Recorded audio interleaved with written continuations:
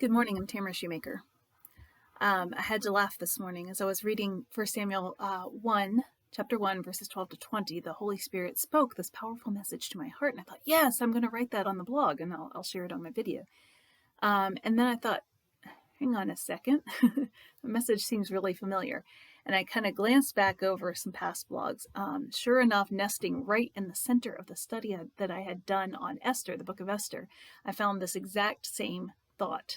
And it kind of goes over the idea of remembrance. So I'm going to lead in a little bit with that thought from Hannah's story that I'm in right now. And then I'm going to reshare part of Esther's story. And I hope and pray that both are encouraging to you. I think it's a really timely message, particularly when, as things happen around us, we feel a little forgotten, a little alone, a lot horrified by circumstances that are beyond our control. So I talked about Hannah last time, the forgotten wife, Hannah the barren woman, Hannah the uncontrollably envious of Peninnah, Hannah's rival for all intents and purposes, Hannah the despairing weeper at the doorpost of the house of God, right?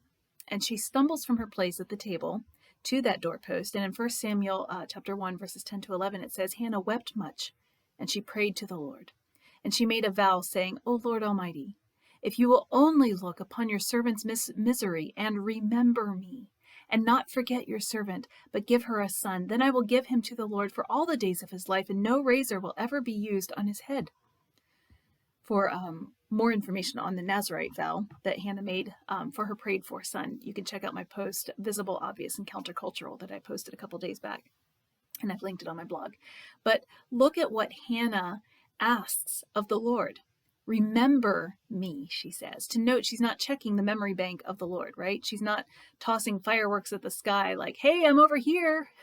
She's not presuming that the Lord has any kind of memory loss. Even though sometimes we feel forgotten, we still know, right, that the Lord remembers our existence. What Hannah is asking there, though, is that the Lord remember her in the sense that she's asking the Lord to go into action on her behalf, to actively move his hand to accomplish her request, right? Does she deserve it? No. Nope. Do any of us deserve to have the Lord remember us? No. She's asking for mercy. She's asking for unmerited favor. Casting Crowns, one of my favorite music groups ever. Anyway, they produced a really good song along those lines. Who am I? If you know it, sing along. I'm not going to sing. Who am I that the Lord of all the earth would care to know my name, would care to feel my hurt? Not because of who I am, but because of what you've done. Not because of what I've done, but because of who you are. I am a flower quickly fading, here today, gone tomorrow. A wave tossed in the ocean, a vapor in the wind. Still, you hear me when I'm calling. Lord, you catch me when I'm falling, and you've told me who I am. I am yours. Love that song. It's one of my favorites. So rather than asking the Lord's favor because of who she is, Hannah asks for the Lord's favor because of who he is. And that makes all the difference in the world, doesn't it? So my 22nd birthday happened on a Sunday. I remember it was a Sunday because I went to church that morning. Thanksgiving was a week away. I'd planned to celebrate with my family when I traveled home in a few days, but meanwhile, it was my 22nd birthday and I was lonely. That November, I wasn't very far into my first semester at college. I didn't have many friends yet. The friends I had that I had made were some church friends, but we were still early on in our relationship. And because of this, I didn't feel right asking them to make plans based around me. So after church, I drove back to my dorm and I gathered my laundry into a basket, drove it to a place that I had prearranged to use the washing machine and the dryer there. The thing about laundry is you can't just leave it. You have to run a cycle or two. And if you don't want to spend all day with it, you have to run the dryer as well. So I spent a couple of hours with a book in my laundry.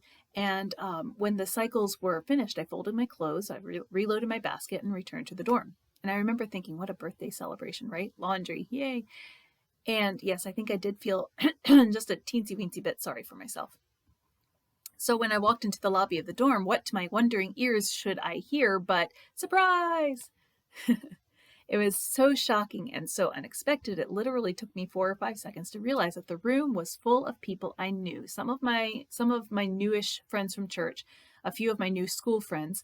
Someone had found out that it was my birthday and they all gathered for games and for snacks. And one corner of the room had a whole table of soda and chips. and on another table there were board games that were piled up high. And I had such a great time. Our respective stories came piling out. I admitted to feeling pretty sorry for myself, right? Pretty lonely and sad that on my birthday I had to do laundry. They admitted to being not a little alarmed that after all the surprise planning that they had done, they couldn't find me in my dorm room. And because I didn't usually inform people when of my plans to do laundry, they didn't know where I was. They'd been on the point of giving up when I'd walked in. And none of us knew what the other was doing. But when we connected our stories, the celebration was pretty phenomenal. Somebody had been thinking of me, even when I felt forgotten. And I was so blessed. So this morning, the Lord showed me a simple but powerful lesson to go along with the lesson that I was reading about in 1 Samuel. I found it in Esther chapter 8. I don't have to know every step of every plan that he is busy working out in his time and in his way. In fact, I probably shouldn't know, because I'd be sure to stick my clumsy fingers in where they aren't necessarily wanted, and I'd be mixing things around. So Esther 8 records the fallout of Haman's hanging in the most recent chapter. That same day, King Xerxes gave Queen Esther the estate of Haman, the enemy of the Jews. And Mordecai came into the presence of the king, for Esther had told how he was related to her. The king took off his signet ring, which he had reclaimed from Haman, and he presented it to Mordecai. And Esther appointed him over Haman's estate. That's Esther chapter 8, verses 1 and 2. So there's so much right about this, isn't there? Every story that we ever read, we want the threads to all tie together. The bad guy to get his comeuppance and the good guys to have their justice. And here we are, Haman hanged on the very gallows that he had built for Mordecai, Esther given all of Haman's wealth, and Mordecai given the king's signet ring, sitting him squarely in the seat of power and influence that Haman had, so recently occupied. He was villain number one, so here Mordecai gets to take his place. But there's still a problem.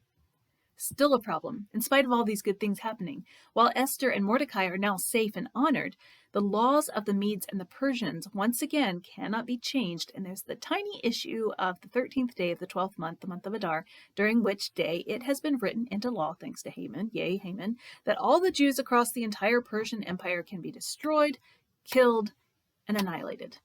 So the entire nation of Jews, shattered and fractured though it is, will still be decimated on that day, even if Esther and Mordecai are still safe.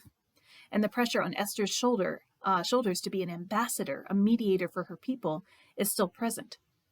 So Esther goes back to the king. Once again, she's risking her life. And he, once again, extends his golden scepter and grants her mercy. She falls at his feet. She's weeping. She says, "Let an order be written overruling the dispatches that Haman, son of Hammedatha, the Agagite, devised and wrote to destroy the Jews in all the king's provinces. For how can I bear to see disaster fall on my people? How can I bear to see the destruction of my family?" Esther 8, 5, and 6. And Xerxes now has the same problem that King Darius faced in Daniel chapter 6 in his efforts to rule with liberality, to give freedom to his nobles, right, to perhaps gain some popularity as a ruler. He gives a little too much freedom, a little too much leeway, like a jockey who's just giving a horse too loose of a rein. And the nobles in both stories take a bit in the mouth and they run with it. So King Xerxes can't change the law that he's let Haman put into place, right? But he can write a new one that counteracts it. So he tells Queen Esther and Mordecai, who, it seems, is standing nearby, "Because Haman attacked the Jews, I have given his estate to Esther, and they have hanged him on the gallows. Now, write another decree in the king's name in behalf of the Jews as it seems best to you, and seal it with the king's signet ring. For no document written in the king's name and sealed with his ring can be revoked." That's Esther 8, 7, and 8. And so Mordecai, in his new position as King Xerxes' highest noble and keeper of the king's signet ring, oversees the issuance of the new orders. He summons all the royal secretaries and he dictates a new law according to what King Xerxes has given him permission to do, right? And all the orders are written in every language of the kingdom, including that of the Jews. This new law that Mordecai writes gives the Jews everywhere across the entire kingdom the ability to assemble and to protect themselves on the 13th day of the 12th month, the month of Adar, and to, as the saying goes, fight fire with fire. So one of my favorite stories from the Little House on the Prairie books is when a flash fire just sweeps across the prairie, right where Laura lives with her family. right, in their little homestead, and they see the fire coming and they realize, oh no, they're in trouble. There's no way out of it. They don't have time to get to the river because the fire is coming too quickly. So Laura's pa lights a backfire. That is, he lights a small, easily controlled fire that burns a swath of grass just around the property. And when the larger fire reaches the burned portion, it goes around it, right? Unable to find anything to burn where the fire that Pa has lit has already burned. And so this is Mordecai's plan, right? Don't give the enemy anything to burn. When the fire reaches the assigned date and time, it finds no weakness there. In Esther chapter 8, verses 15 to 17, it says, the city of Susa held a joyous celebration for the Jews. It was a time of happiness and joy, gladness and honor. In every province and in every city, wherever the edict of the king went, there was joy and gladness among the Jews, with feasting and celebration, and many people of other nationalities became Jews because fear of the Jews had seized them. So this is the important part. So really listen to this. There are some handy dandy time markers in this book. The day that Haman issued his original decree that the Jews could all be killed, and was issued on the 13th day of the 12th month. The 13th day of the first month. That's in Esther 3:12. The day that Mordecai wrote his backfire edict was the 23rd day of the third month, the month of Sivan, I guess. Esther 8:9. So using modern day terminology, Mordecai's backfire edict was given on the 12th year of King Xerxes' reign on June 25th, 474 BC, which was, listen, 2 months and 10 days after Haman's original proclamation. And D-Day, the 13th day of the 12th month, the month of Adar, was set for March 7th, 473 BC. So during those 2 months and 10 days, 2 months and 10 days, 9.5 long weeks for the Jews. Palace intrigue and the plans of the Lord are moving forward, but none of the Jews knew it. None of the Jews knew it. The only thing the Jews knew was that they were condemned to die, every last one of them, even the children, and that they had around 11 months to get their affairs in order. You guys have never been on death row, but I wonder if this was the same tense sense of impending doom that the Jews were feeling. All they knew was that the edict issued by Haman still hung in their city squares, and that they were a despised and accursed people because of their heritage, right? Those would have been dark days, a hopeless 9.5 long weeks. And then suddenly, one random day, the king's couriers ride into town. By order of the king, they read in every language of the people living everywhere, the Jews are given the right to defend themselves. In fact, it's pretty likely, given Esther and Mordecai's positions, that the king's own military will also help to protect and deliver the Jews. Surprise! What did the Jews think on that day? Somebody remembered them, even when they felt forgotten and alone. Somebody fought for them, even when they couldn't be seen. They had a king in their corner. We are all, lest we forget, on death row, except for the saving grace of Jesus. We are all condemned to die. But somebody is fighting for us. We have a king in our corner. That's awesome. Woo! So Hannah directed her petition to a king, specifically the King of Kings. She depended on his unmerited favor. She asked that he remember her, that he actively work on her behalf, even when she couldn't see what he was doing. So here's the end to this big little story in 1 Samuel 1, chapter 1, verses 19 to 20. Early the next morning, Elkanah, Peninnah, Hannah, and company, that family, they arose and they worshipped before the Lord, and then they went back to their home at Ramah. Elkanah lay with Hannah, his wife, and the Lord remembered her. So, in the course of time, and read that again, in the course of time, Hannah conceived and gave birth to a son. She named him Samuel, which means God has heard, saying, because I asked the Lord for him. It's worth noting, you guys, that little clause that says, so in the course of time. Notice, the Lord remembered Hannah with his own timestamp. The Lord remembered Hannah, and she didn't see the results of that remembrance until the Lord's clock ticked to the exact moment of fulfillment that he had for her.